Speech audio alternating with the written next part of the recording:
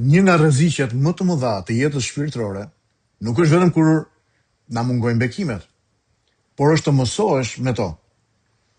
Njeriu pra nuk bëhet mosmirënjohës sepse nuk ka parë dorën e Zotit. Shpesh herë bëhet mosmirënjohës pikërisht sepse e ka parë dorën e Zotit aq shpesh sa nuk i bën më përshtypje. Pra mësohemi me bukën, me ushqimin, me shëndetin, me familjen, me bekimet, me komunitetin e besimtarëve, me Biblën, me faljen, me hirin e Zotit. Dhe ajo që dikur na dukej mrekulli, pothuaj e pabesueshme, sot na duket diçka e zakonshme. Emersoni tha se nëse yjet do të shfaqeshin vetëm një herë në 1000 vjet, njerëzimi do të dilte në rrugë, do të ngrinte syt nga qielli, do të qante nga mahnitja dhe do të kujtonte atë natë për breza të tërë. Por sepse yjet dalin çdo mbrëmje, ne shpesh as nuk i shohim. Kjo është tragjedia e shpirtit njerëzor. Përsëritja e bekimit mund të na e vras ndjeshmërinë ndaj bekimit dhe mirënjohjes. Psalmisti thot kremtojeni Zotin sepse ai është i mirë. Vini re, arsyeja e falënderimit nuk është vetëm ajo që Zoti bën, por kush Zoti është. Pra Zoti është i mirë. Mirënjohja nuk fillon me rrethanat, por fillon të njohësh së pari karakterin e Zotit. Nëse falenderojmë vetëm kur marrim atë që duam dhe kur nuk e marrim atë që kërkojmë, atëherë falënderimi ynë nuk është adhurim ndaj Zotit, por është një farë mënyrë transakcion, tregti. Por shkrimi i shenjtë thot mirësia e Zotit vazhdon për jetë. Kjo do thotë se edhe kur rrethanat ndryshojnë, Zoti nuk ndryshon.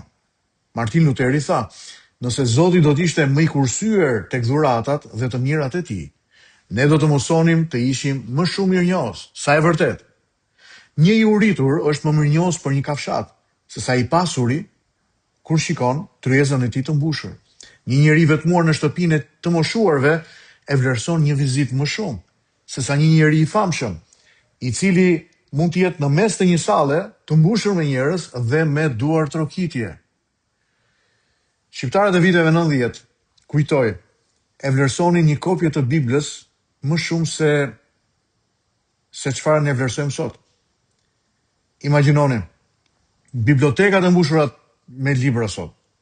Pse ndodh kjo? Sepse kur bekimi është i rrallë, ne shohim bekimin si dhuratë, por kur bekimi bëhet i përditshëm, ne trajtojmë si të drejtë, si një nga të drejtat tona, e trajtojmë si diçka që ne meritojmë. Këtu fillon mosmirënjohja. Mosmirënjohja është kur njeriu harron se ajo që ka nuk është vetëm rezultati i mundit të tij, por është dhuratë që vjen nga Zoti. Fjalori Webster e përkufizon mosmirënjohjen si harres ndaj së mirës, ose përgjigje e varfër ndaj njerësisë së marrë. Pra mosmirënjohja nuk është thjesht mungesë fjalësh, është sëmundje kujtesës, e zemrës, e shpirtit njerëzor. Njeriu mosmirënjohës nuk kujton më, nuk mban mend nga ku e nxorri Zoti.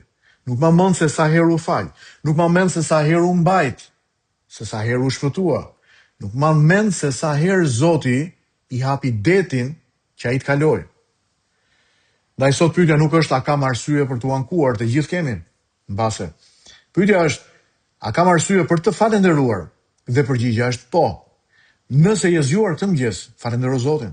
Nëse ke ushqim mbi tryezë, falendero Zotin. Nëse ke frym, nëse ke dëgjuar ungjillin, lajmin e mirë të Jezu Krishtit, falendero Zotin. Nëse mëkatet janë falur, falendero. Krishti vdiq për ty. Falendero Zotin. Sepse njeriu që harron bekimet shumë shpejt do të zmadhoj problemet. Mirënjohja nuk e mohon dhimbjen. Kur ja kujton shpirtit se dhimbja nuk është e vetmja, nuk është i vetmi realitet. Ndaj miq, mosmirënjohja fillon kur bekimi humbet sensin e mrekullisë. Idenë që Zoti të dhuron mrekulli. Prandaj sot, para se të kërkosh diçka tjetër nga Zoti, ndalu dhe thuaj Zot, faleminderit për atë që tashmë më ke dhënë. Ndaj me këto të vërteta të mëdha në lidhje me mirënjohjen dhe mosmirënjohjen e shpirtit njerëzor, miq, le t'i lutemi Zotit së bashku. Zoti dashur, më fal për të gjitha herët që kam qenë përpara teje mosmirënjohës. Hapi sytë e mi të shoh sa shumë ti më do. Të vlerësoj gjërat e vogla, me një zemër që nuk harron, me një shpirt që është mirënjohës çdo ditë. Për të mirën dhe gjithçka tjetër që vjen prej teje. Për njerëzit, familjen, o Zot, për komunitetin e besimit, për Biblën, për jetën, për dashurinë që ti më ke dhënë. Për kujdesin që ti tregon ndaj mua dhe familjes time çdo ditë.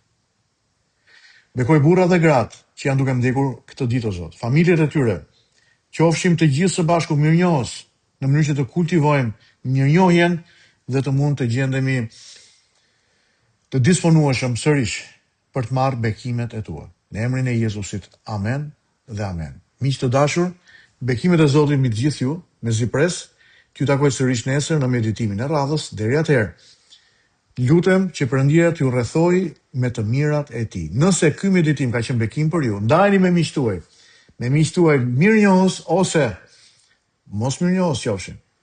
Por shpresoj që të gjithë bashkët mund të ndërtojmë këtë komunitet njerëzish që në thelbin e tyre janë mirënjohës. Zoti me ju, pres t'ju takoj nesër.